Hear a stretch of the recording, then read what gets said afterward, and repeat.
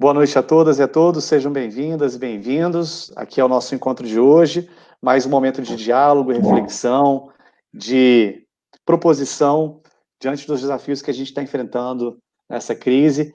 E, novamente, aqui para falar de educação, ontem tivemos uma conversa super interessante com o ex-secretário de Educação, Rafael Parente, e hoje convidei 3 colegas professores muito queridos e também um colega da área da saúde, que é o Estevão Rolim, médico de família, lá da UBS do Itapuã, uma pessoa muito estudiosa e que tem procurado, não só na sua atuação como profissional, mas também na sua atuação como acadêmico, trazer para nós informações, conhecimentos importantes.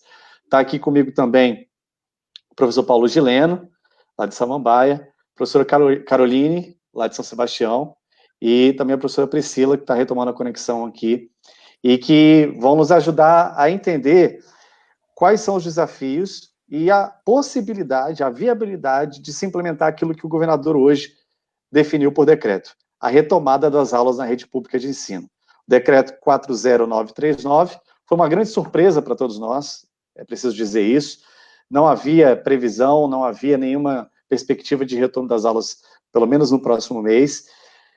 Os dados da Codeplan, todos os indicadores epidemiológicos, o Estevão vai falar um pouquinho sobre isso, inclusive, apontavam para uma retomada um pouco mais adiante. Nós estamos numa ascensão do número de contaminados e de mortos no Distrito Federal.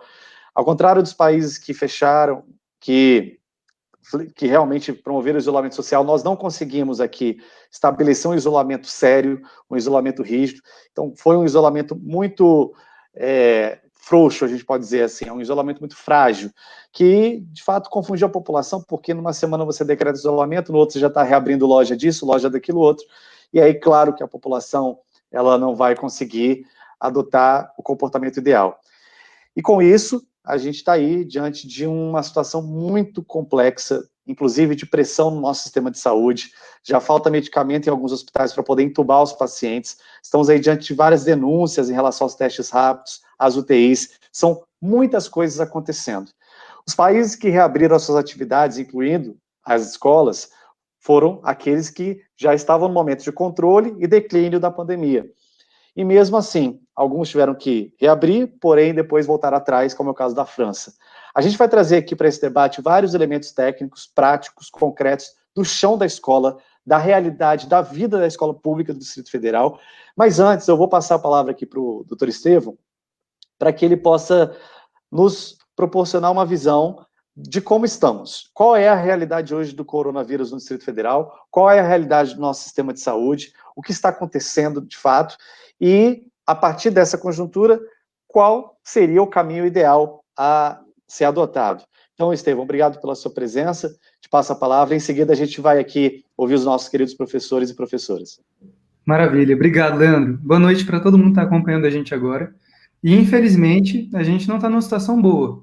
Uma situação de muito desafio, que está valendo para o mundo inteiro, de forma geral, mas que para a gente, no Brasil, infelizmente, a gente está num cenário de mais desafio pela doença e pela resposta à doença. A nível de governo federal, não preciso comentar o que a gente tem sofrido, né? De falta de cuidado, de desorganização, de incompetência. E, infelizmente, nível distrital, a gente está caminhando para um cenário muito alinhado com o governo federal, e isso preocupa muito. Tem alguns desafios em especial que eu vou destacar aqui agora, mas eu só quero deixar um pouco mais visual essa conversa também, até para poder compartilhar aqui do boletim número 122, que é o de hoje, de 2 de julho, para a gente poder enxergar juntos o que está acontecendo aqui no DF.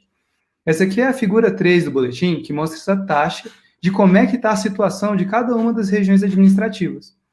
E dá para ver que a gente está com uma taxa de incidência muito alarmante, em especial em algumas regiões, e de que esse cenário que a gente está enfrentando agora, Leandro, ele vem dentro de um contexto, igual você comentou, de mortes preocupantes e alarmantes.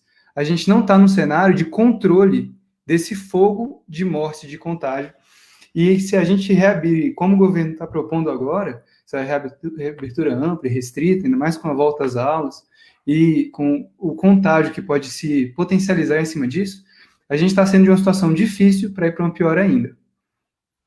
Você tinha comentado ainda agora de como é que a gente está em relação à estratégia aqui no DF, tanto para evitar que tenha mais propagação, quanto para o tratamento, não é isso?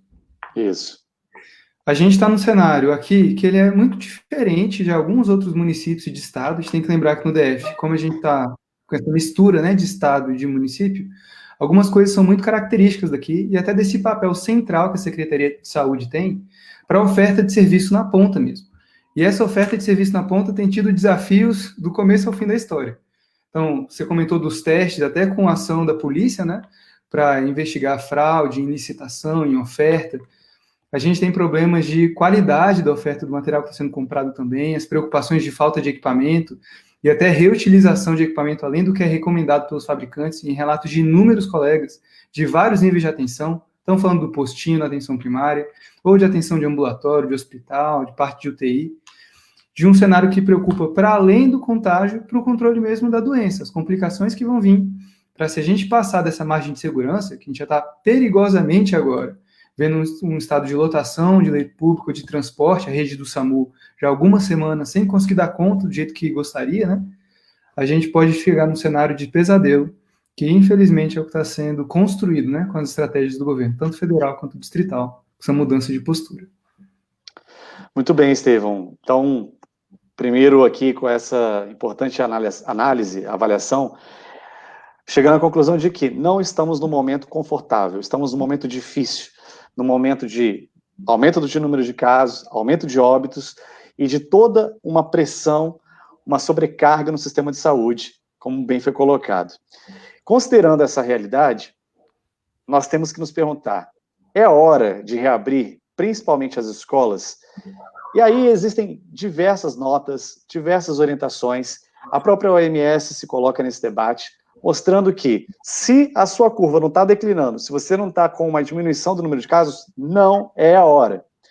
No entanto, apesar de tudo, o governador Ibanez decretou hoje, colocando aí para o dia 27 de julho e para o dia 3 de agosto, a retomada das redes privada e pública de ensino. E aí nós temos aqui a presença das nossas queridas professoras e do nosso querido professor Paulo, professora Caroline, diretora, professora Priscila, vice-diretora lá de São Sebastião, do Bosque, e o professor Paulo, lá de Samambaia, do 410. E a gente gostaria aqui de saber de vocês algumas coisas mais práticas. Hoje a professora Caroline, inclusive, mandou para a gente umas fotos, demonstrando, exemplificando como que ficariam as salas de aula para o cumprimento do decreto, ou seja, com o distanciamento necessário. Professora Caroline, as nossas escolas estão preparadas fisicamente, estruturalmente, para receber os alunos dentro das condições adequadas de higiene e de distanciamento social? Boa noite, Leandro. Boa noite, colegas.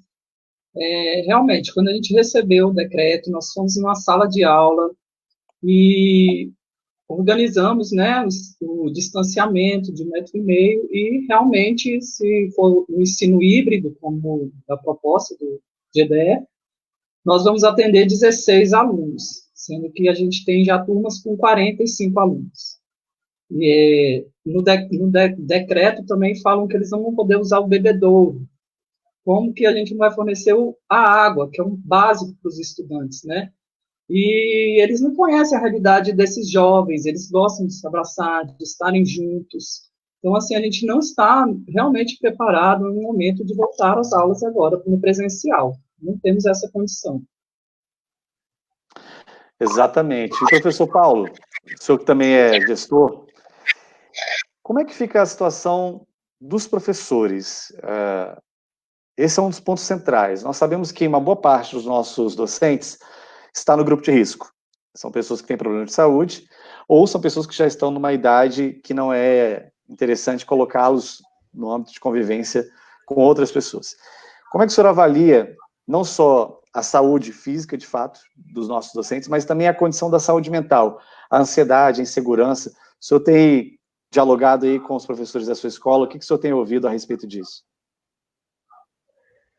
Boa noite a todos. A gente tem vivenciado um momento de muito desgaste emocional dos nossos colegas, né? Inclusive de nós que estamos na gestão. Os professores, eles estão sendo pressionados, digamos assim, né, por ter que realizar uma missão, né, que nos foi passada, que é uma missão que não nos foi dado as ferramentas, né, que a gente precisa para cumpri-la, que nesse momento são as aulas não presenciais. Então, foi feita uma preparação, essa preparação, através de curso de formação, ela foi insuficiente, onde os professores tinham dificuldades, inclusive, para poder entrar na plataforma para poder fazer o curso. Esse começo, ele foi gerando uma insegurança muito grande nos professores, né? A insegurança porque boa parte dos alunos não estão conseguindo acessar a plataforma, boa parte dos alunos não estão, né, preparados, digamos assim, acessam a plataforma, mas não estão preparados para mexer na plataforma, né? E o professor, como fez uma formação que foi insuficiente, ele também não consegue ajudar. E aí, no momento que a gente estava, né, a duras penas, né, com professor estressado, né, diretor estressado, cansado, né, de professor com crise de ansiedade, já temos relatos na escola, né, chorando, e a gente, abraçados uns aos outros, a gente estava conseguindo, e é nesse momento que a gente estava, né, trabalhando duro para poder alcançar os alunos, né, e também abraçar os nossos amigos professores, aí vem essa notícia de que as aulas retornariam de forma presencial. Na minha escola, eu tenho muitos dos colegas que vão aposentar, por exemplo, esse ano. Colegas que têm problema de pressão, colegas que têm problema de diabetes, né? Colegas que têm outras comorbidades. Né? E não só os colegas professores, também os colegas da carreira assistência. Por exemplo, as minhas velhinhas, como eu gosto de chamá-las, né? As minhas amigas da carreira assistência, como eu mesmo referi, são todas velhinhas, e elas não têm condições de retornar. Né? E aí eu faço minhas palavras da Caroline, a escola não está estruturada para isso, né? E hoje eu fiquei muito preocupado quando foi-se dito que iria se adiantar, né, fazer um esforço para que pudéssemos receber a segunda parcela do PEDAF, para que as escolas pudessem, né, tomar as providências. E aí nós que estamos na gestão, nós estamos sendo muito sobrecarregados com responsabilidades, né? Então a gente vai ter mais essa responsabilidade de preparar a escola, porque, por exemplo, a nossa escola, né, inclusive com a sua ajuda, né, e mais uma vez agradeço, né, a sua ajuda e do gabinete, que nos ajudou para que nós pudéssemos melhorar a estrutura física da nossa escola. Então, a nossa escola, apesar de ser uma escola bem cuidada, mas ela não foi pensada, ela não foi preparada para uma situação dessa de contaminação, de possibilidade de contaminação. Então, por exemplo, o nosso bebedouro, a gente vai tirar o bebedouro, né? Teoricamente é fácil, mas é toda criança que vai lembrar de trazer a garrafinha de água para a escola. E outra questão, a gente tem, com essa situação, a gente tem lido muito, a gente tem buscado informações. E há sim, né, aí o Estevão pode nos ajudar a esclarecer, a possibilidade de contaminação pelo banheiro, né? E aí, na nossa escola, nós temos uma equipe de limpeza que são pessoas muito dedicadas, muito esforçadas. Mas a nossa demanda, nós temos que ter 8 funcionários, né? E a gente trabalha com 6. O encarregado da empresa, gentilmente, sempre nos ajuda levando mais uma pessoa quando a demanda está muito grande. Mas, assim, é tudo... Em resumo, a gente não está preparado. A gente não está preparado para isso, né? E aí as coisas sendo postas desse jeito, a gente fica muito preocupado, porque mais uma vez a responsabilidade, né, demais, né, nas costas do diretor de escola. E aí uma questão que é muito importante, quando a gente fala de retorno, né, ou não presencial, ou retorno híbrido, né, eu não vou nem cogitar nesse momento o retorno presencial. A gente está tendo muita dificuldade com as escolas classe, né, que são os meninos pequenos, e com os pequenininhos, então, está sendo uma situação muito complicada, porque sequer tem aquele problema do e-mail. Então, já começa daí, né? Fora que crianças que não têm acesso. E aí, a minha escola, apesar de sermos Samambaia, a nossa realidade, ela é um pouco mais confortável, mas não é confortável porque a gente ainda está numa realidade de 30% dos alunos que não estão conseguindo, né, apesar de todo o esforço dos professores, e aí vão utilizar material impresso, né, e que eu acho que não é uma solução, porque você perde a mediação do professor, né, o material expresso dificulta a mediação, o trabalho do professor, o contato, nem que seja um contato, né, via tela, como a gente está fazendo aqui agora, né? Então, assim, são muitas questões, né, que têm que ser postas aí, né, e aí a gente fica ponderando, poxa, e como é que está situações de escolas, por exemplo, lá nas 800 de Samambaia, onde é uma população muito carente, Como é que está a situação do pessoal, né, lá daqueles bairros novos do Paraná, né? Então, assim, Distrito Federal, apesar de ser um quadradinho, como a gente carinhosamente fala, mas nós temos muitas realidades diferentes, né? Então, a gente tem que estar atento a tudo isso aí, né? Então, eu vejo que a realidade dificulta o retorno presencial, porque eu vou ser bem sincero com vocês, eu não vejo meios nesse momento, né, espero que seja aberto o debate com a secretaria, né, você já está, né, levantando essa bandeira aí, outros deputados também, mas eu acho que tem que ser aberto um debate com a secretaria, espero que esse debate aconteça, né, para que a gente possa discutir e possa, de forma aberta, conversar e tentar convencê-los, falar assim, olha, a gente quer realmente, né, atender os alunos, a gente quer fazer o nosso trabalho, a gente ama o que a gente faz, mas nesse momento a gente está preocupado também, né, e principalmente com a vida das crianças, com a nossa vida. Nós que somos gestores, nós estamos sendo muito expostos, né, porque a gente tá fazendo um esforço fora do comum para poder estar atendendo a comunidade, está tentando ajudá-los, né? E a gente tem resguardado o professor e os demais funcionários de possíveis contaminação. Mas se abrir, todo o nosso esforço vai ficar pelo meio do caminho. Sem dúvida. Passando aqui para a professora Priscila, o professor Paulo tocou num ponto importante, professora Priscila, que é essa diversidade que nós temos dentro da educação. Além da diversidade de segmentos, além da diversidade de níveis educacionais, nós temos também uma diversidade de circunstâncias de vida de cada estudante, de cada família. Então, tem alunos que moram com seus avós, alguns moram com seus pais, seus tios. Há estudantes que dentro da sua casa convivem 5, 6 pessoas, outros que vivem com 2 ou 3. Então, é preciso considerar essa diversidade de cada realidade de vida, mas também considerar a diversidade pedagógica. Então, é claro que você não pode adotar o mesmo plano para o ensino médio, para o ensino fundamental, para a educação infantil. Eu queria que você falasse um pouco sobre isso, como que a senhora entende esse desafio de lidar, a senhora é vice-diretora do CEF do Bosque, a professora Carolina é diretora. Então, aí vocês pegam estudantes pequenos até estudantes já que estão entrando na adolescência, na sua juventude. Como é que a gente vai conseguir, com o mesmo plano, atender a toda essa diversidade, a essa multiplicidade de circunstâncias que existe dentro de uma única escola? Quem dirá numa Secretaria de Educação?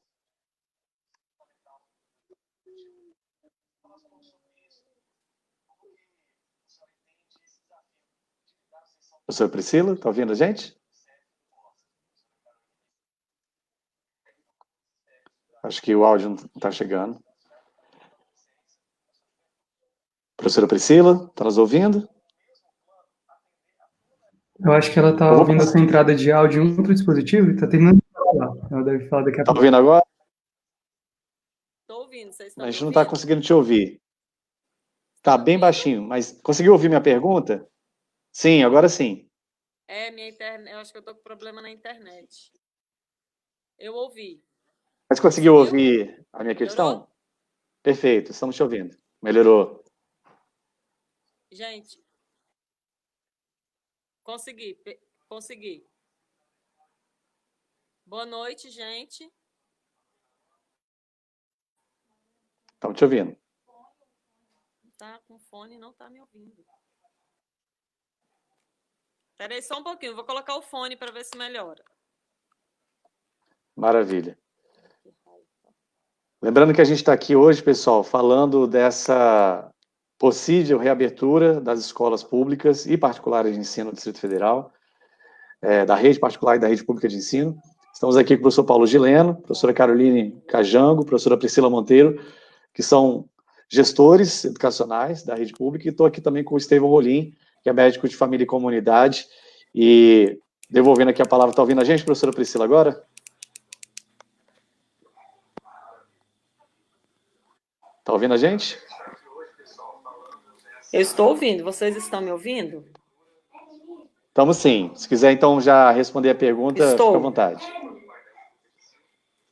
Vocês estão me ouvindo? Estamos sim. Posso falar? Pode. Gente, boa noite. Boa noite. Eu e a Carol estamos à frente do CEF do Bosque, é uma escola de periferia, né, em São Sebastião. Atendemos a um público de 6º ao 9º ano, são pré-adolescentes.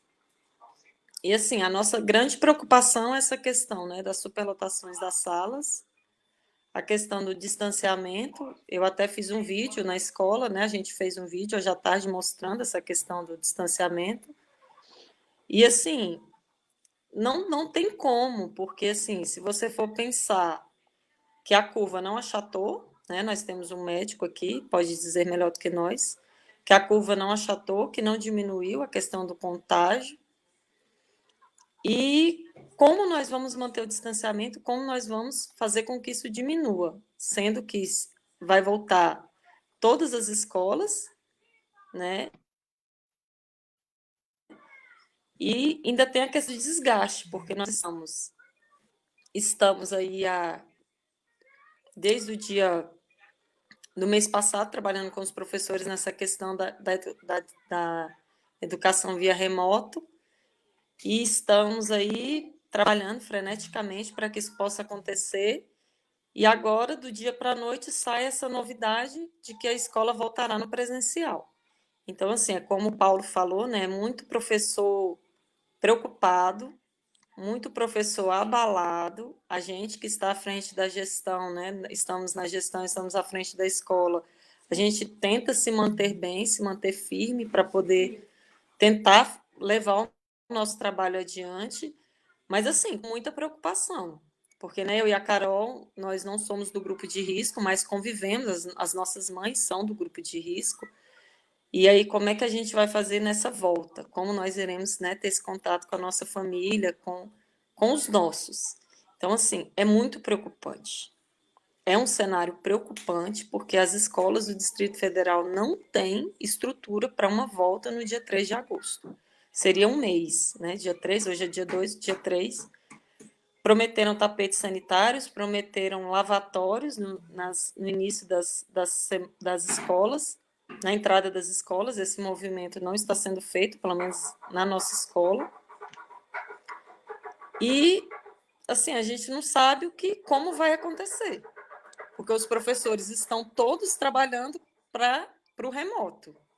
Sem contar o professor de risco, que nós temos na nossa escola, nós temos 4 casos, a nossa realidade, né? E no híbrido, hoje os professores já começaram a nos questionar, nós vamos trabalhar 2 vezes, vamos trabalhar mais, porque vai atender uma parte no presencial e depois outra parte no remoto, na plataforma. A plataforma não atinge a todos os alunos, é outro grande problema, né? Não, infelizmente, os nossos alunos, principalmente de periferia, não tem como, porque muitas vezes é um celular para 5 filhos. Como é que vai ficar essa questão da plataforma nessa casa, nessa residência, com apenas um aparelho? Então, assim, a demanda ela é muito grande, a preocupação ela é muito grande. E como o Paulo bem disse, a gente faz porque a gente ama. A gente está à frente de uma escola porque a gente quis. E a gente se preocupa com a nossa comunidade, com os nossos professores, né? E a gente está se vendo, assim, desrespeitado. Porque os decretos, eles saem do dia para a noite, eles saem, assim, a todo momento, mudando tudo a todo momento.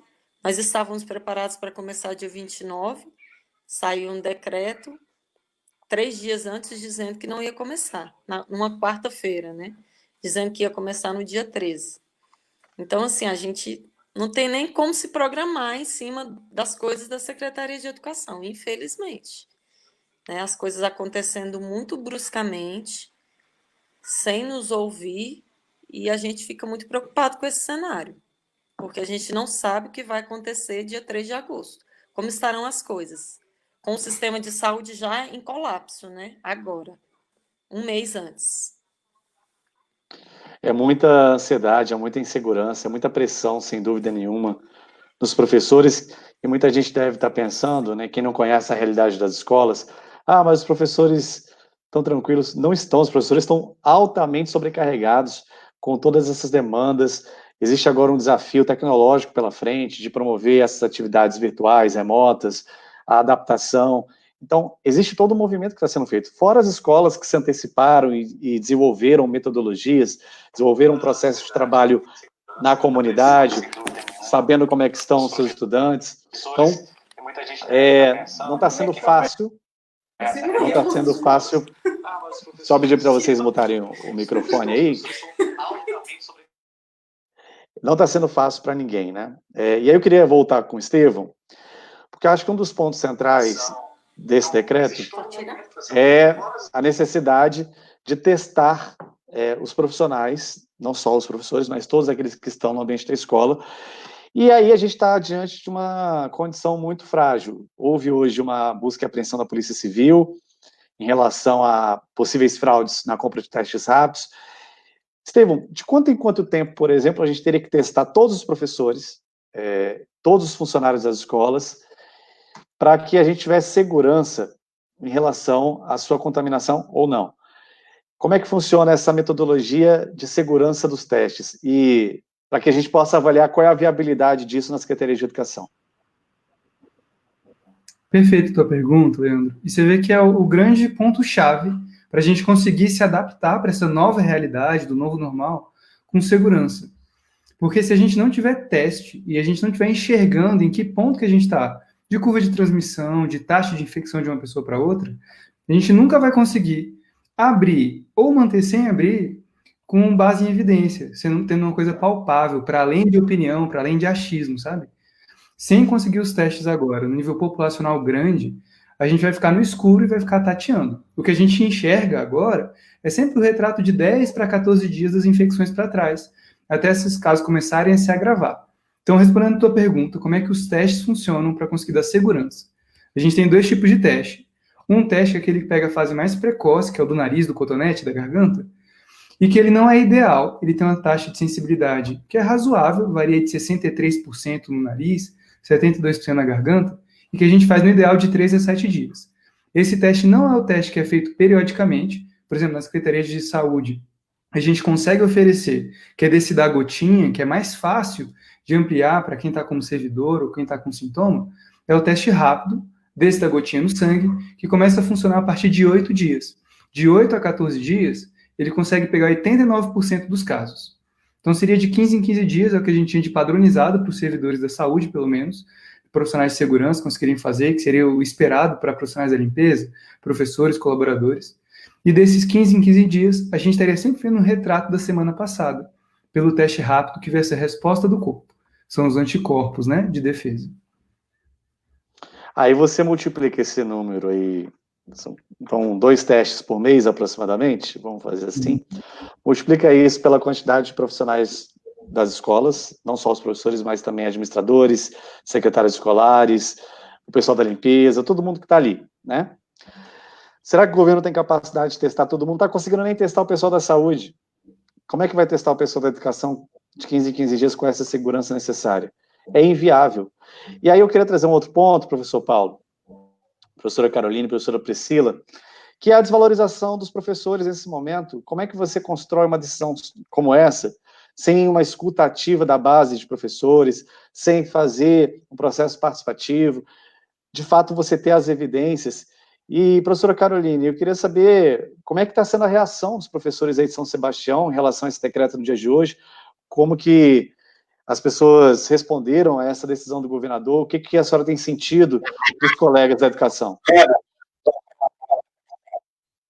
Olha, Leandro, está muito complicado, porque às vezes as notícias saem na mídia, antes de a gente estar sabendo, né, o que está acontecendo, sai na mídia e os professores vêm a todo momento, né, no nosso grupo de WhatsApp da escola, angustiados, nervosos, assim, o que está acontecendo? Foi uma pressão, ficamos um tempo, o professor ficou como um trabalho temporário, alguns fizeram, outros ficaram esperando, e aí em junho, né, a gente voltou dia 5 de junho, já voltou um curso de 30 horas, um curso que antes era de 180 horas, do Google Class, foi para 30 horas, autodidata, então tem professores que realmente têm muita dificuldade com a tecnologia, com um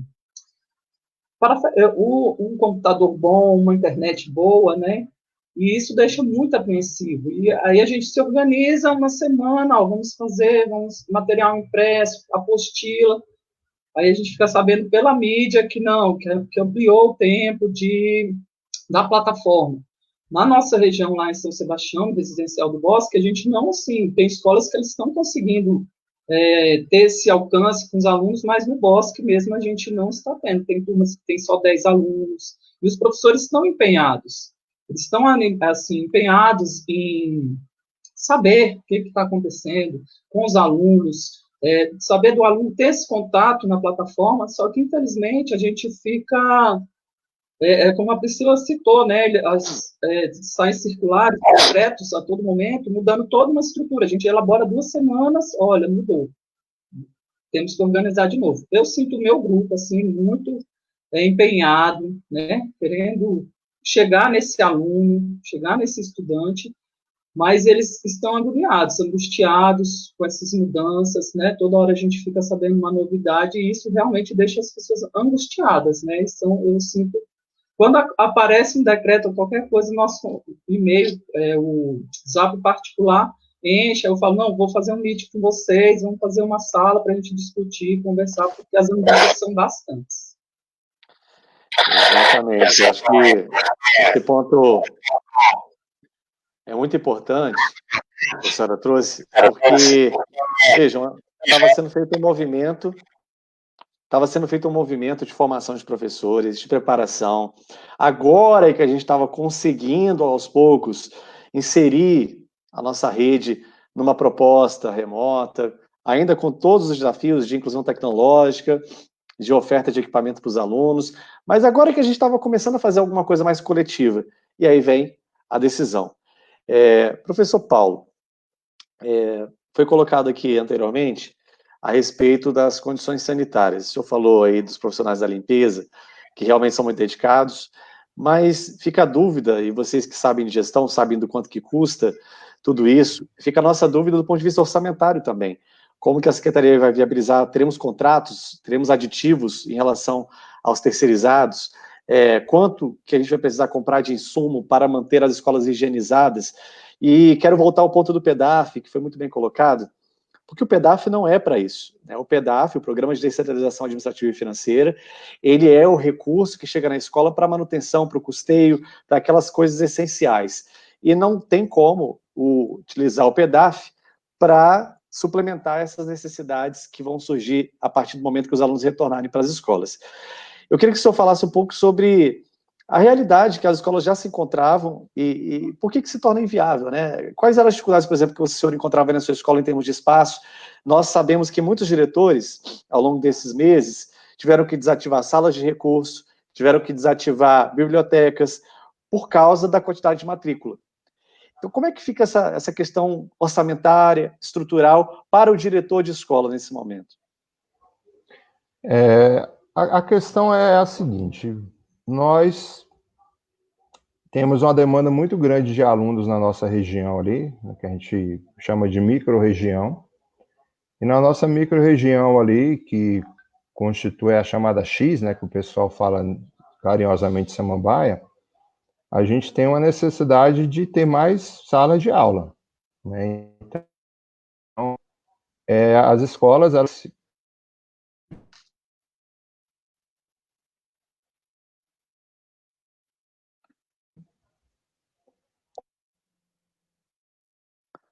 A gente teve aqui uma queda de conexão, professor Paulo. Oi?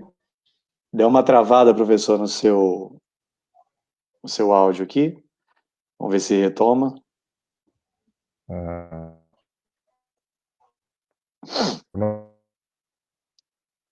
Acho que a conexão caiu. Eu vou devolver aqui a palavra para o doutor Estevão. Pegando nesse ponto, Estevão, a gente tem uma informação, acho que o professor Paulo retornou aqui. Está ouvindo, professor? Acho que ainda não. Tem um dado científico, Estevão, que é o seguinte. Aí, se eu estiver errado, você pode me corrigir tranquilamente.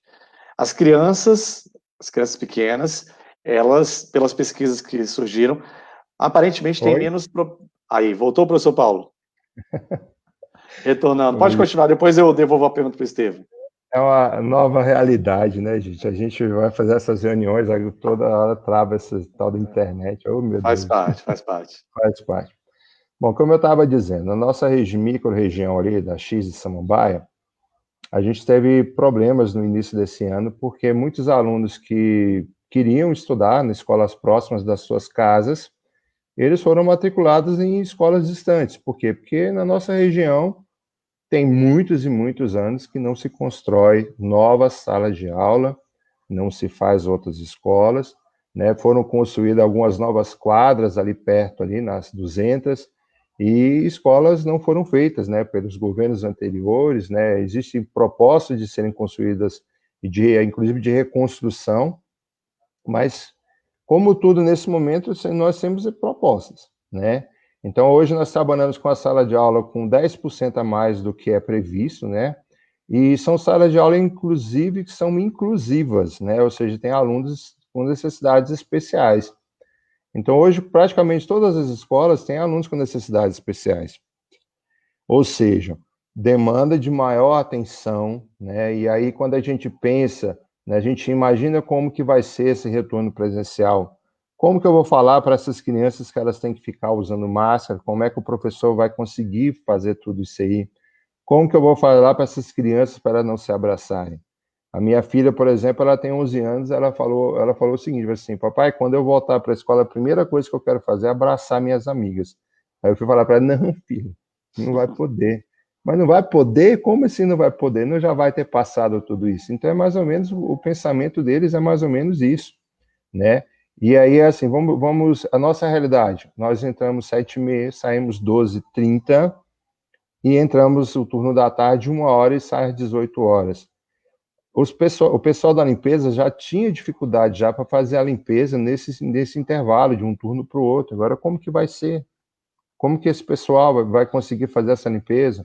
Como que esse pessoal vai manter essa higiene, né, do jeito que tem que ser? Então, são diversas situações realmente.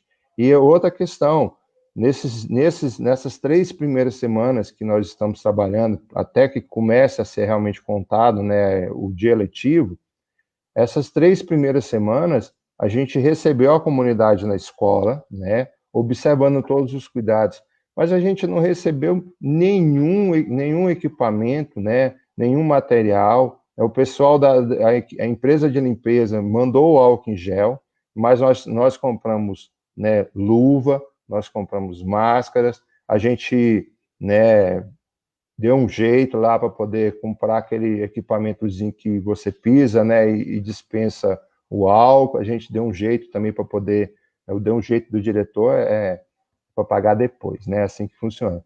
Para poder comprar também, né, o tapete, né, salinizante e aquela máscara, né, de plástico que coloca na frente, que eu esqueci o nome. Então, assim, tudo isso aí é muito preocupante, né, porque poxa, como que a gente vai receber os meninos? Como que a gente vai receber os meninos desse jeito? E vamos nos lembrar, né? Entrada e saída de turno, né? Que aqueles meninos se encontram ali, que a comunidade se encontra. Nossa escola é uma escola que tem 700 alunos, né? Então vamos multiplicar isso aí, porque a maioria vem com o pai para trazer para a escola, né? Vamos multiplicar por 2 isso aí, né?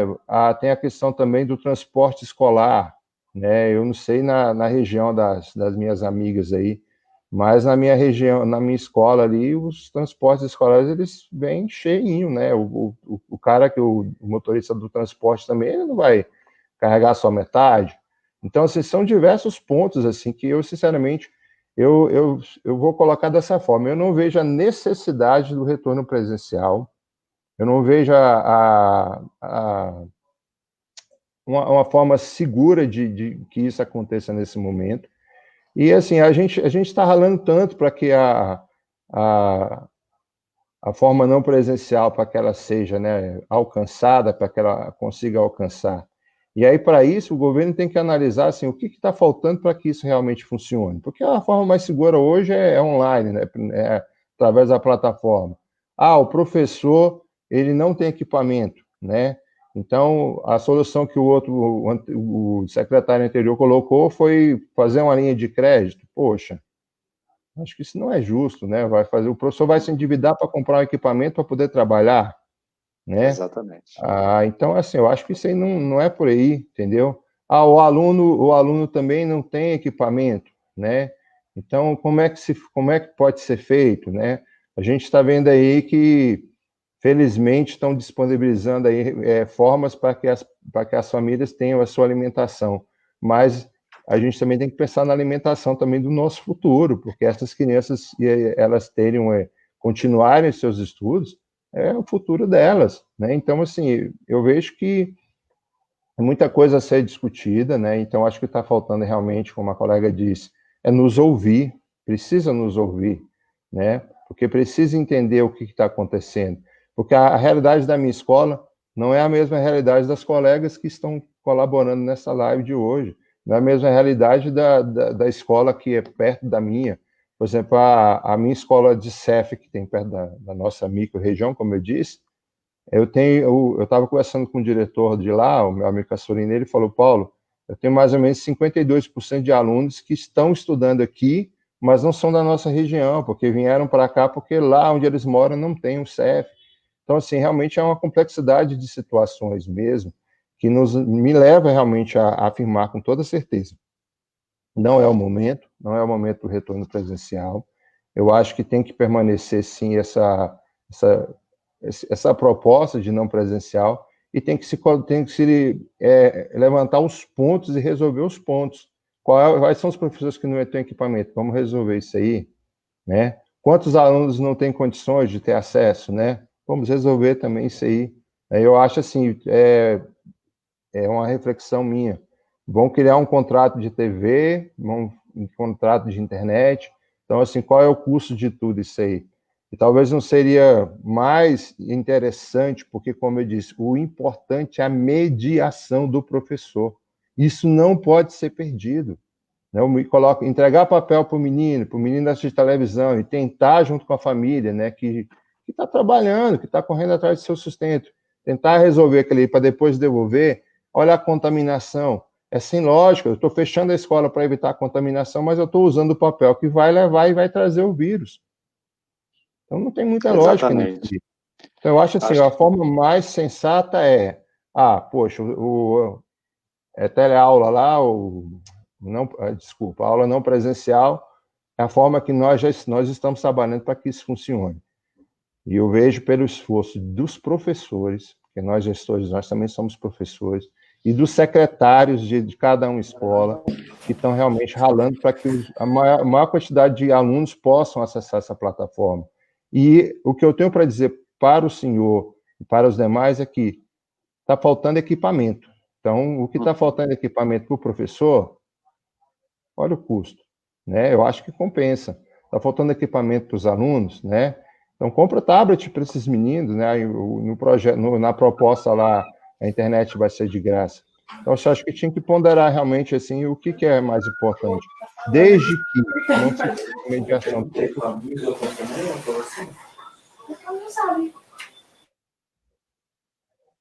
Passa a palavra.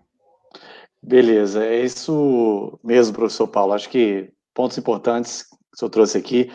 Indo para uma linha mais de ação, de proposição, a gente precisa também pensar por onde ir, né? O que eu tenho defendido desde o início dessa pandemia, no caso da educação, é que tenha um debate muito consistente de baixo para cima. Nenhuma solução para esse momento vai ser suficiente se não houver um diálogo profundo com quem está na ponta.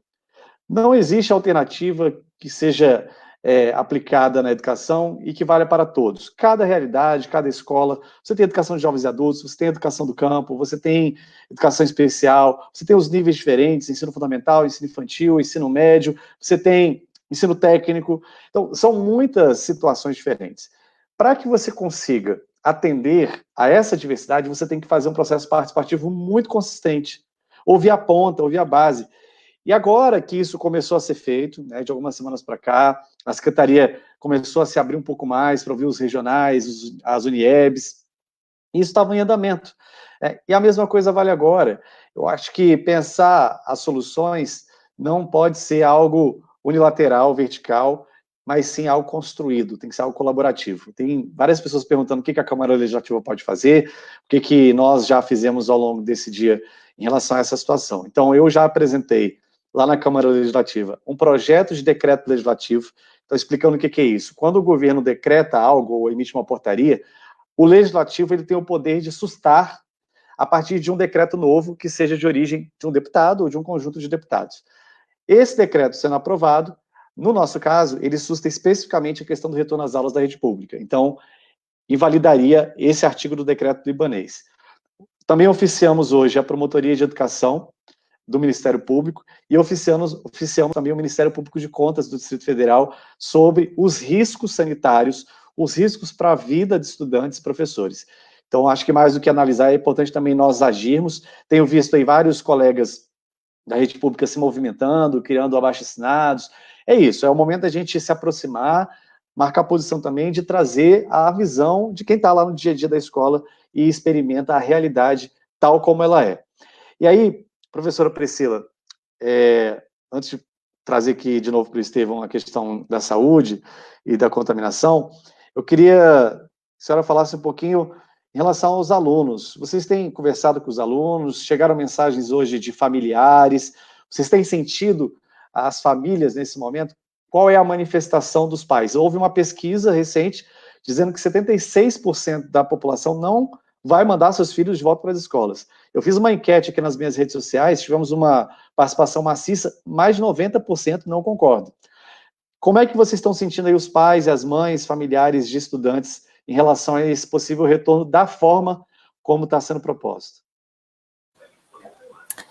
Inclusive, nós temos grupos de WhatsApp de todos os pais, né? Nós temos um celular da escola que temos esse grupo. E é preocupante, assim, eles não querem. A gente ouviu alguns pais, inclusive nós temos servidores que têm filhos conosco lá na escola, e assim, muito preocupadas, porque essa grande preocupação de todos, dessa aglomeração, dessa questão que eles não têm maturidade e consciência para manter esse distanciamento mesmo da forma híbrida, pensemos assim, né, que voltaremos de forma híbrida. E, assim, a gente fez, né, a nossa escola fez uma enquete também perguntando aos pais essa questão de saúde, quem tem alguma comorbidade, quem é de risco. Alguns pais responderam, para a gente já ir, assim, sabendo mais ou menos o nosso território. Mas os pais, a maioria dizem que não querem, que tem medo. Muitos já falam até assim, né, vai reprovar porque eu não vou mandar para a escola. Mesmo que reprove, que perca o ano, mas é melhor perder o ano do que perder a vida. Escutamos muito isso. Da semana passada para cá, eu e a Carol tivemos ficado bastante na escola, na questão de organização, e a gente tem ouvido de muitos pais essa fala. Pode reprovar, professora, mas não volta para a escola, não. É melhor reprovar do que perder a vida. E aí a gente tenta explicar que isso não vai acontecer, que se a criança pode estar amparada por um atestado, se tiver alguma doença, alguma comorbidade, que tem a plataforma, que aí a gente fica tentando assim mediar. Mas é muito naquele cenário da minha primeira fala, você não tem muita certeza e muitas garantias do que dizer. Então, às vezes, você fala uma coisa para o pai hoje, que é uma certeza, é uma verdade, e sai um decreto à noite, assim, colocando por terra tudo que era uma certeza, que você afirmou no dia anterior. Então, é muita insegurança. O cenário ele é de muita insegurança, de muita incerteza. Assim, o que você disse, deputado, é uma grande verdade. Não escutam a ponta. Precisa escutar a ponta. Precisa escutar as pessoas que estão no chão da escola, que estão pisando ali, que estão no dia a dia, porque o dia a dia de uma escola só sabe quem vive, quem convive, e sabe o tanto de dificuldades que tem numa escola, né? A gente, assim, é cercado de dificuldades, é cercado de problemas diários. E essa questão do distanciamento, ela é mais uma. porque nós vamos estar com todas as problemáticas já existentes, com mais essa, né? Então, assim, tem que se escutar. A gente precisa ser ouvido e a gente precisa, assim, ter essa força de ser escutado e realmente fazer valer o que a gente diz, porque nós aqui estamos à frente, nós aqui estamos vivendo e que estamos ali no dia a dia da escola. Então, a gente aqui sabe, né, quando se pensa em políticas públicas, quando se pensa em todas essas coisas, nós que estamos à frente, quando eu digo nós gestores e nós, toda a comunidade, todos os professores deveriam ser ouvidos, para se pensar em todo o posicionamento. Eu acho que esse é o ponto de partida para uma proposta, para uma solução realmente que atenda à realidade. O que propor, o que fazer? A gente só vai descobrir o que deve realmente ser feito se nós tivermos essa consciência do que está acontecendo no dia a dia. E para ouvir, e para saber o que está acontecendo no dia a dia, a gente tem que ouvir os professores, tem que ouvir os estudantes, tem que ouvir a realidade dos gestores, dos diretores. Então, isso é fundamental. Lembrando, a orientação da OMS, a orientação oficial de todos aqueles que estudam, que têm as bases científicas, é o retorno às aulas deve acontecer somente no momento em que você tem um controle e uma queda do número de contaminados. Isso aí é universal. Foi o que todos os países que, de forma séria e de forma muito responsável, retornaram com as aulas. Alguns chegaram a retornar e voltaram, como é o caso da França. Mas Coreia retornou, testagem em massa, pandemia controlada, número caindo, Alemanha, mesma coisa. Então por que no Brasil a gente vai fazer diferente? Por que no Brasil a gente vai retomar no momento que nós estamos inclinando a curva? Nós estamos tendo um aumento do número de casos. Por que a gente vai fazer isso com a nossa própria população? A não ser que a gente queira matar as pessoas. Só existe uma explicação para isso, que é o desejo de morte. Nós não temos o desejo de vida, nós temos o desejo de que as pessoas tenham sua saúde preservada. E aí, Estevão, te devolvo aqui, em relação novamente a esses aspectos sanitários. Veja, suponhamos que o retorno de fato aconteça dia 3 de agosto. É o momento em que nós estamos tendo o incremento, o aprofundamento da seca, da queda de umidade relativa do ar no Distrito Federal. Então, essa questão da hidratação, numa escola em que você não vai poder ter os bebedouros disponíveis aos alunos, como é que vai ser? Como é que os alunos vão poder usar esses banheiros, que geralmente são banheiros pequenos, na maioria das escolas são banheiros com uma quantidade limitada de vasos sanitários, de pias, para eles lavarem a mão constantemente? Vai ter álcool em gel em cada mesinha de estudante? Vai ter álcool em gel em cada mesa de professor? Como é que vai ser o momento da alimentação escolar? Como é que vai ser o momento em que os alunos têm que ir até a cantina da escola para pegar ali a sua merenda, para pegar ali o prato, para pegar ali o suco? Então, tem que pensar nessa rotina. Eu queria que você falasse um pouco sobre isso, né? Uma situação ideal. Então, testagem para todo mundo. É muito difícil. Capacidade de abastecimento hídrico dentro das escolas. É bem delicado também. Então, é seguro, sanitariamente falando, é seguro retornar às aulas hoje no Distrito Federal? Leandro, igual você comentou bem dos casos de sucesso de outros países, a gente fala de Coreia do Sul, de Japão, de Singapura, Alemanha, a gente está muito longe desse nível de segurança. E como a gente está agora, a gente está numa zona de meio termo, porque a gente não vai ter mais o normal de antes, né? A gente está caminhando para um novo normal, e ter adaptação para esse novo normal é fundamental. Isso vale para as escolas, isso vale para o comércio no geral, isso vale para cada atividade, profissional ou pessoal, que cada um vai ter daqui para frente. Então, até ter imunidade de rebanho da população, ou ter uma vacina que seja efetiva, esses desafios, eles vão continuar acontecendo. E o grande lance é a gente entender quando que é seguro de se adaptando, desse novo normal ser implementado. Porque, igual o pessoal comentou ainda agora, dessas tecnologias de ensino remoto, educação à distância, de teleaula, teleconsulta, são parte de tecnologia que estão incorporados agora nessa estratégia de enfrentamento e que trazem risco de aumentar essas desigualdades, né, que a gente já tem. Essas desigualdades, enquanto na parte de ensino, já preocupam muito, mas na parte de saúde já preocupam ainda mais, porque não vai ter álcool gel para todo mundo como precisaria nesse momento de agora. A gente tem que caminhar para lá. A gente não vai conseguir manter a distância para todos os alunos e ter oferta do ensino regular de currículo para todas as idades. Isso não é para agora. E mais, sem teste, a gente não vai conseguir chegar em todo mundo. Igual você ia comentando, achei na outra pergunta, logo antes, as crianças, elas são um vetor super importante dessa contaminação diversas vezes assintomática e que vão acabar levando o vírus para casa, para grupo de risco, que vão contribuir para essa proliferação, e não é nenhum momento para a gente conseguir enfrentar isso desse jeito, e a gente não está com as condições que outros países enfrentaram com responsabilidade. Pelo contrário, o que a gente tem visto são crimes de responsabilidade, né? Nessa irresponsabilidade do governo, tanto do DF quanto do nível federal. Pois é, e a gente vai chegando aqui à última etapa dessa conversa importante, porque para nós é muito valioso ouvir os professores, ouvir aqueles que estão no dia a dia da escola, conectados permanentemente com seus estudantes, com as famílias. Não existe, como eu falei, saída que não passe por esse diálogo com os professores. Nós fizemos há poucas semanas uma discussão, uma reunião pública com a participação de mais de 2.000 pessoas online para debater os desafios da educação nesse momento de pandemia. E estamos programando agora para os próximos dias uma nova reunião pública, vamos divulgar aqui para vocês. Lembrando que hoje a gente protocolou um projeto de decreto legislativo para sustar essa parte do decreto do governador. Estamos aguardando aí a manifestação da Câmara para ver se colocamos em votação e também acionamos o Ministério Público e Ministério Público de Contas em relação a isso. E aí, para a gente fazer uma rodada final aqui, vou começar com a professora Caroline.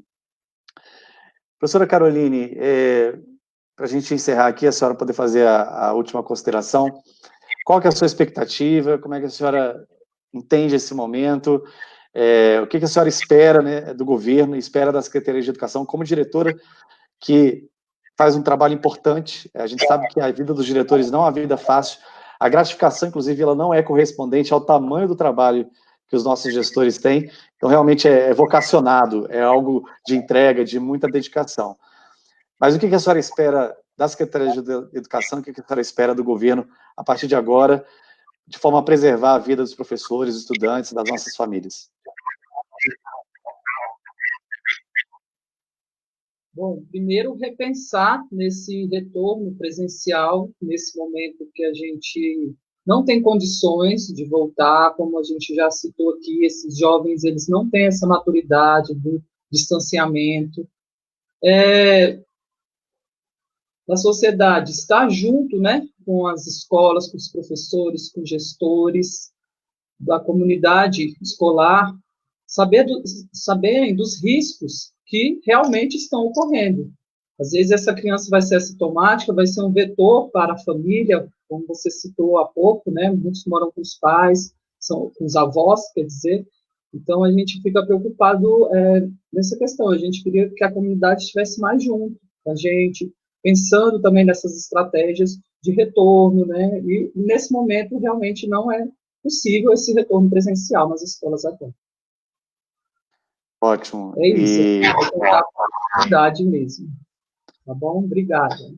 Desculpa, professor, eu acabei te atrapalhando aqui, mas brilhante. Espero que alguém da secretaria esteja nos ouvindo aqui. Eu tenho hoje conversado bastante com o secretário, o Leandro, mandei mensagem para ele, mandei algumas informações que nós levantamos, sinalizei a importância desse diálogo com os professores, ele se mostrou aberto e acredito e espero que a Secretaria de Educação tenha, nesse momento, sensibilidade para acolher essa posição que a senhora colocou, professora. É fundamental. Professor Paulo, e o senhor, qual a sua expectativa? Qual é a sua angústia? Gostaria que o senhor deixasse aqui para todos aqueles que nos assistem, principalmente os gestores, o pessoal da administração pública, para que leve esse sentimento para o debate e na tomada de decisão.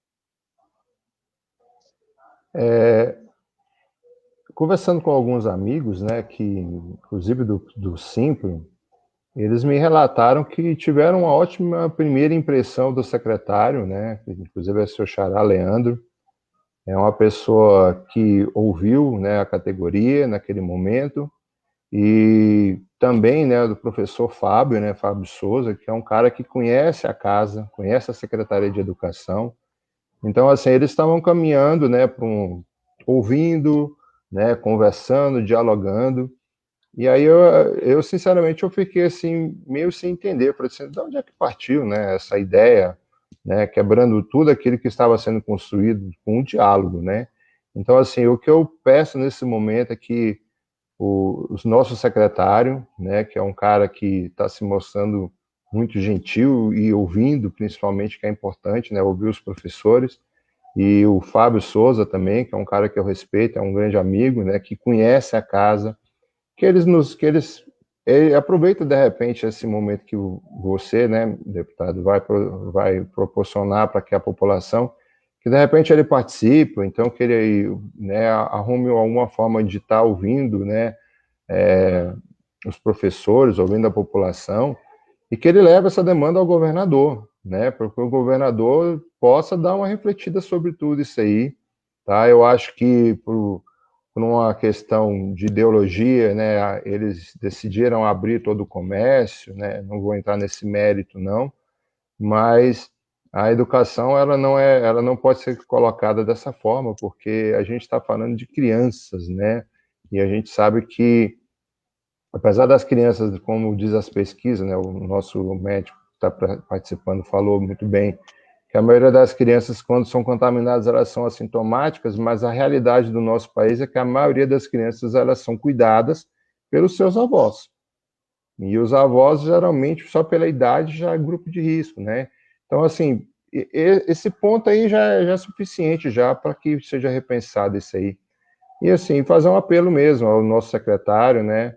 É o Fábio Souza, que está auxiliando o trabalho lá, para que ele sente com você, sente com os outros deputados da bancada da educação, que sente com os coordenadores, que sente com os diretores, e que ouça a população também, porque a população também, pelo que foi manifestado aqui nos grupos que nós também temos, grupo de WhatsApp, o pessoal não está sentindo firmeza, o pessoal não está confiante, ou seja, a população não está à vontade para o retorno às aulas presenciais ou semipresencial que seja, ok? E muito obrigado e parabéns por estar colocando a educação pública em pauta, amigo. Um grande abraço para todos aí. Obrigado, professor Paulo.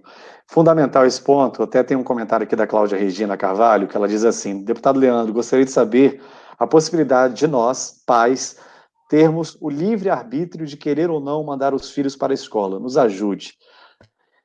Várias perguntas aqui, várias colocações nesse sentido. Eu não vou mandar meus filhos para a escola, eu vou garantir a vida do meu filho, eu não me sinto seguro, não me sinto segura. É muito importante também que as famílias sejam ouvidas nesse processo. Muito importante, porque há uma insegurança, como o professor Paulo colocou, diversos adolescentes, diversos meninos e meninas vivem com seus avós, ou o pai e a mãe está no grupo de risco por causa da situação de saúde. Nós não podemos ser irresponsáveis nesse momento. Temos que ter muita cautela, muita sensibilidade e técnica. Compromisso com a ciência, compromisso com os dados, compromisso com as evidências para fazer o que é de fato seguro para a nossa população. E aí tem uma outra contribuição da professora Daniela, dizendo que não conseguimos, por muitas vezes, fazer os meninos ficarem em suas cadeiras durante a sala de aula, durante a aula. Imagina ficar de máscara, não beber água, não repor, não correr, não subir junto, não poder conversar a menos de 1,5 metro. Não tem como, é inviável. Quem conhece o dia a dia de uma escola sabe exatamente do que a professora Daniela está falando. Os nossos meninos, eles estão no auge da sua convivência, da sua socialização. É muito difícil você manter esse controle de distanciamento. É praticamente impossível, como ela falou. E aí, professora Priscila, mais uma vez também agradecendo aqui a sua participação, também pedir para a senhora deixar a sua mensagem, a sua expectativa em relação a isso, como que, enquanto professora e vice-diretora de uma escola, a senhora sente e o que a senhora espera das secretarias de educação nesses próximos dias. Primeiro agradecer, Leandro, a oportunidade, né, de estar falando, representando, né, uma escola. Assim, o que eu peço é sensibilidade, né, do secretário, que é o nosso representante nesse momento, de levar para o governador essa questão de que a gente não está seguro, que a gente não se sente seguro em voltar nesse momento, né? Inclusive, assim, a gente conversando, eu acho que isso é uma coisa unânime, o governador se colocou tão cuidadoso, né, no início da pandemia, quando saiu o primeiro decreto, né, fechando as escolas, exatamente com com essa retórica de prevenção, porque as crianças, elas levam, né, essa questão que muitas vezes elas são assintomáticas, mas tem os idosos e são a realidade aqui de Brasília, das periferias, é essa de avós criando, né, os netos cuidando, e que não é para eles terem esse contato, então eles levam esse vírus. Então, assim, ele foi tão cuidadoso no início e agora está tão, né, sem assim, sensibilidade nesse retorno, nessa volta. Então, o que eu peço é isso, que a gente possa ser escutado, né, que os professores eles possam ser escutados realmente, os gestores, toda a comunidade, porque aí tem os pais, né? Eu, como mãe, hoje, eu não mando a minha filha para a escola. Ela não vai para a escola quando retornar, porque eu não me sinto segura enquanto mãe. Eu, Priscila, enquanto mãe, não me sinto segura, porque eu sei que a minha filha, ela não vai ficar de máscara, ela não vai ficar sem dividir as coisas, ela vai tocar no colega, ela vai abraçar o colega, ela vai querer abraçar a professora, e são coisas que nesse momento não nos são permitidas, né? Então, como é que eu vou dizer para uma criança de 7 anos, que é a minha, não faça, não abrace, não empreste seu lápis, não empreste sua borracha? Não tem como, não tem. E realmente, o que a professora Daniele colocou aí é real. É real, eles são adolescentes, eles se abraçam, eles se beijam, eles dividem tudo. Eles dividem o pirulito, um chupa o pirulito, dá o pirulito pro outro, que dá pro outro, que dá pro outro. A garrafinha, eles dividem tudo. Então, eles não é o momento de voltar, não é. Essa volta presencial, ela é preocupante, infelizmente. E eu espero que nós sejamos ouvidos. Que o nosso clamor chegue, que é um clamor, que o nosso clamor chegue ao governador, por meio do sindicato, por meio de vocês, deputados, por meio, assim, de tudo, né? Da mídia, eu espero que a gente seja ouvido.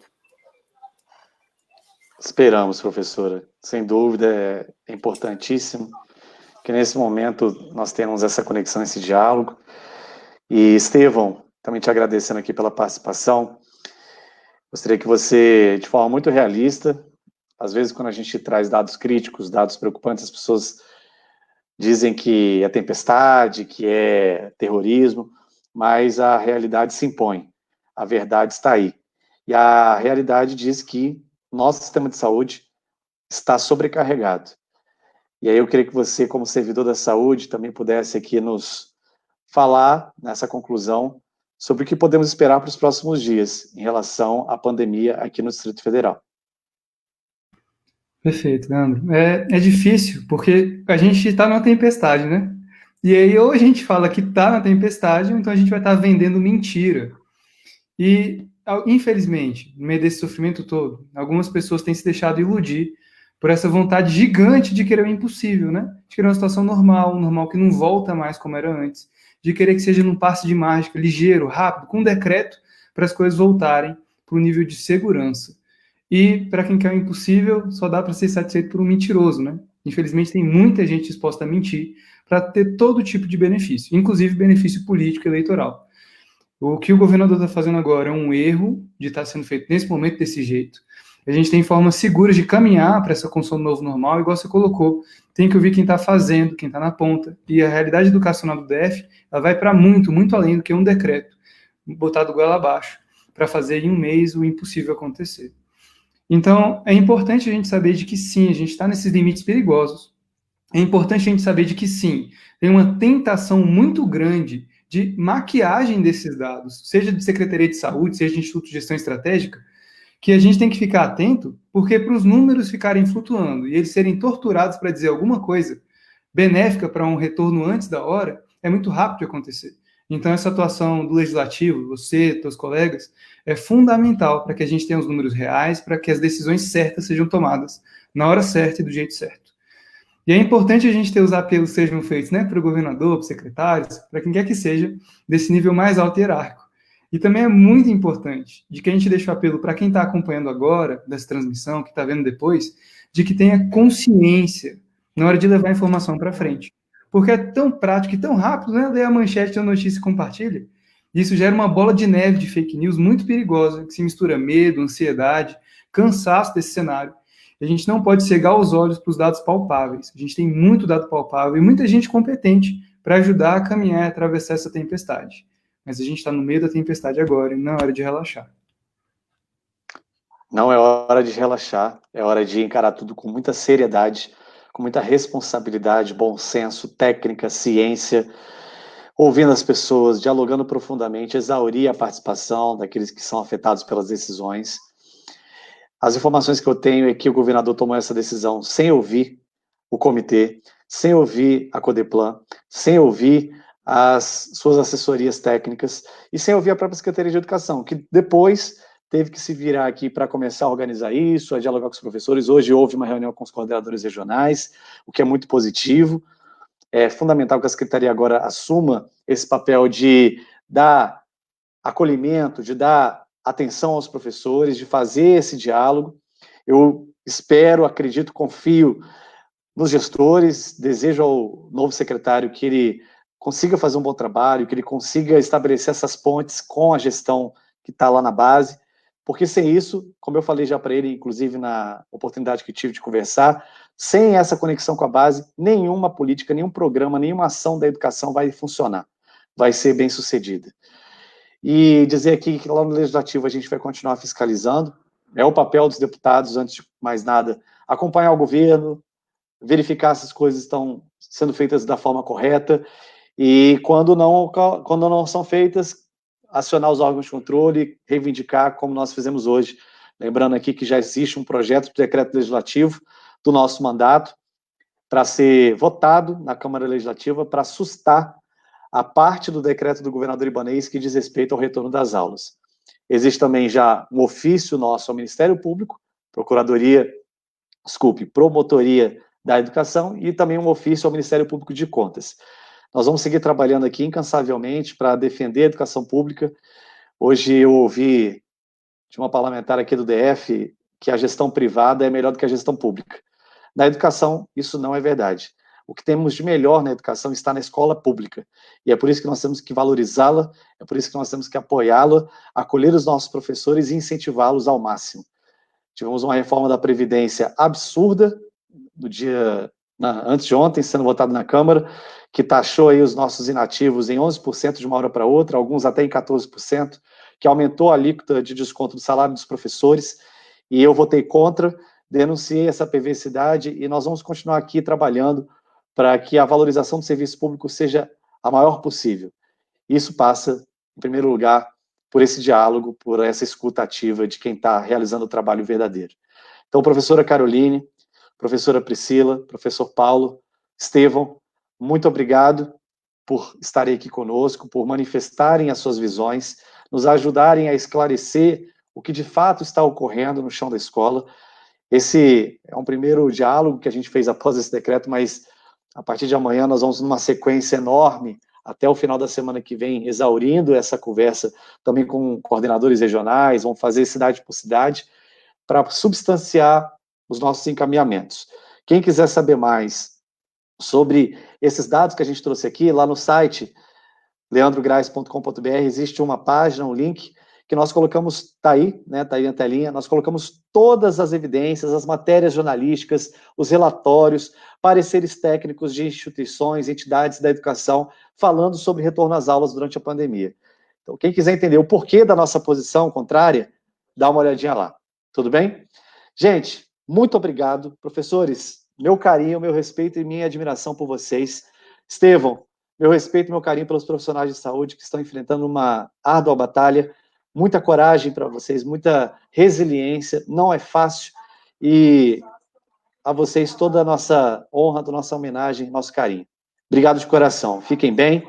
A todos e todas vocês que nos assistiram, se gostaram dessa conversa, compartilhem, mandem aí para os seus colegas, para que outros possam também se apropriar do que foi conversado aqui. Gente, um abraço, boa noite a todas e todos.